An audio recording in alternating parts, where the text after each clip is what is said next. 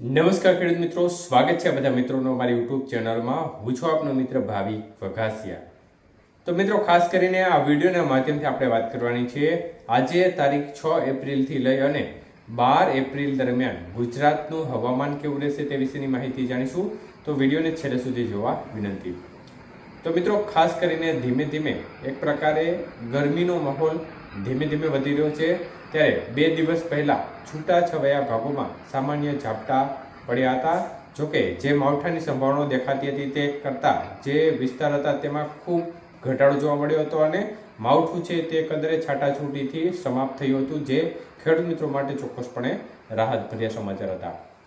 ત્યારે ખાસ કરીને મિત્રો, આગામી સમયમાં હવામાનની સ્થિતિ શું રહેશે તે વિશે વાત કરીએ તો આજે 6 તારીખ થઈ ગઈ છે અને 6 તારીખથી ક્રમશઃ તાપમાનનો પારો છે તે ધીમે ધીમે વધવા તરફ રહેશે. તો 6 તારીખથી લઈ અને 10 તારીખ એટલે કે 10 એપ્રિલ સુધીના સમયગાળા દરમિયાન હીટવેવનો માહોલ અનેક સેન્ટરોમાં જોવા મળશે. 6, 7, 8, 9 અને 10 તારીખ દરમિયાન અનેક સેન્ટરો એવા હશે જ્યાં તાપમાનનો પારો 40 ડિગ્રીને પાર થશે અને અમુક સેન્ટરો એવા હશે જ્યાં તાપમાન છે તે 45 ડિગ્રીને પણ ટચ થશે. મતલબ કે જોરદાર હીટવેવનો રાઉન્ડ ગુજરાતમાં 6 થી 10 તારીખ દરમિયાન જોવા મળશે. અને ત્યારબાદ 11 તારીખથી તાપમાનમાં ઘટાડો જોવા મળશે 2 થી 3 ડિગ્રીનો. એટલે એકંદરે 11 તારીખથી ફરીથી તાપમાનમાં રાહત મળશે, પરંતુ મુખ્યત્વે 6 થી 11 તારીખનો જે 6 થી 10 તારીખનો જે સમયગાળો છે આ સમયગાળા દરમિયાન જોરદાર ગરમીનો એક રાઉન્ડ આવશે અને તાપમાનનો પારો છે તે 40 થી લઈને 45 ડિગ્રીની રેન્જમાં જશે.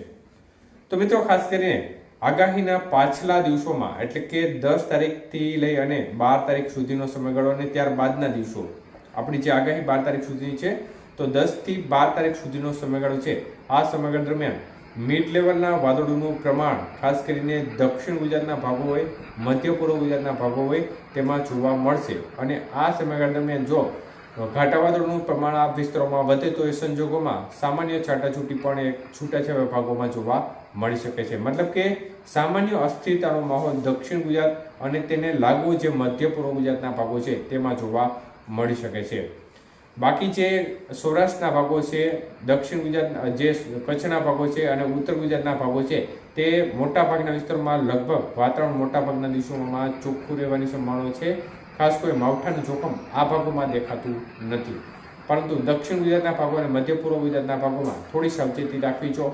અમુક દિવસે હાઈ લેવલના મિડ લેવલના વાદળોનું પ્રમાણ જોવા મળશે, પરંતુ જે મિડ લેવલના વાદળો જે વિસ્તારોમાં હશે તે વિસ્તારમાં જો વાદળોનું પ્રમાણ થોડું વધુ વધી જાય, ઘાટા વાદળો છવાય તો આ સંજોગોમાં સામાન્ય છાટાછૂટી જોવા મળે. તો આ પ્રકારની સ્થિતિ 6 થી 12 તારીખ સુધી દેખાઈ રહી છે. 6 થી 10 તારીખમાં એક પ્રકારે તાપમાનનો પારો ઊંચો જશે અને 10 તારીખ પછીના સમયગાળા દરમિયાન મિડ લેવલના વાદળોને જે શક્યતાઓને પગલે છૂટાછવાયા ભાગોમાં સામાન્ય છાટાછૂટી જોવા મળી શકે છે ગુજરાત રિજિયનના મધ્ય પૂર્વ ગુજરાત અને દક્ષિણ ગુજરાતના ભાગોમાં. આભાર.